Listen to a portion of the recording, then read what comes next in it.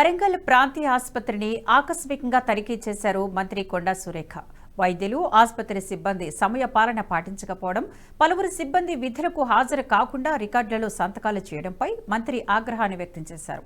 అనంతరం ఆసుపత్రిలోని పలు విభాగాల్లో కలియ తిరుగుతూ రోగులకు అందుతున్న సేవలపై అడిగి తెలుసుకున్నారు.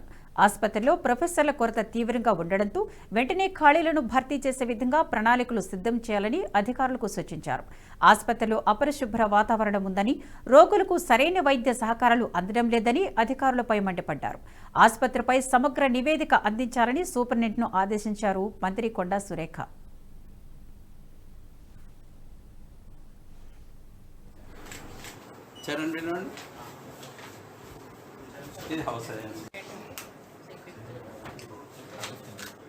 మరి గతంలో దీనికి చాలా మంచి పేరు ఉండే, ఎక్కడెక్కడ నుంచో పేషెంట్స్ వచ్చి ఇక్కడ హాస్పిటల్లో అడ్మిట్ అయ్యి ఆపరేషన్స్ చేసుకొని వెళ్ళేవాళ్ళు.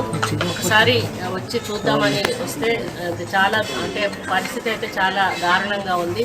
సరి అయిన సదుపాయాలు లేకపోవడం, స్టాఫ్ లేకపోవడం, కొన్ని టెక్నికల్ ఇన్స్ట్రుమెంట్స్ లేకపోవడం, అదేవిధంగా సరి అయిన టైంలో అటెండ్ అవ్వకపోవడం డాక్టర్స్ కానీ వాళ్ళు, ఇవన్నీ కూడా మేము ఐడెంటిఫై చేయడం జరిగింది. ఐ బ్యాంకు కూడా లేదు, కనీసం ఐ హాస్పిటల్ అయి ఉండి చాలా ప్రాబ్లమ్స్ ఉన్నాయి. స్టాఫ్ కొరత ఉంది, ప్లస్ బిల్డింగ్ కూడా చాలా పాతబడిపోయింది. దీనికి రెనోవేషన్ కూడా చేసి చాలా సంవత్సరాలు అవుతూ ఉంది.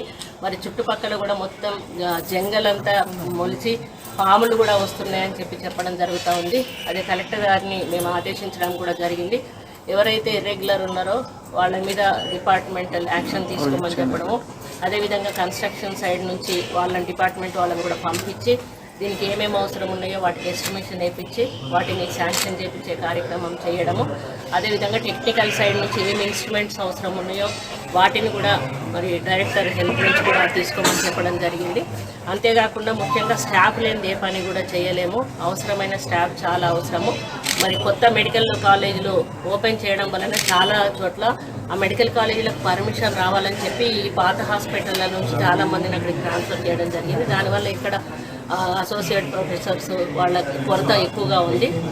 అవన్నీ కూడా మేము ఫుల్ఫిల్ చేయడానికి హయ్యర్ అఫీషియల్స్తో మాట్లాడి కలెక్టర్ గారు వారన్నీ కూడా రిపోర్ట్ తెప్పించుకొని వారి ద్వారా మూవ్ చేయడం జరుగుతుంది. అక్కడ మేము పర్సూ చేసి వీలైనంత తొందరలో ఐ హాస్పిటల్కి కావాల్సి. మరి గతంలో దీనికి చాలా మంచి పేరు ఉండే, ఎక్కడెక్కడ నుంచో.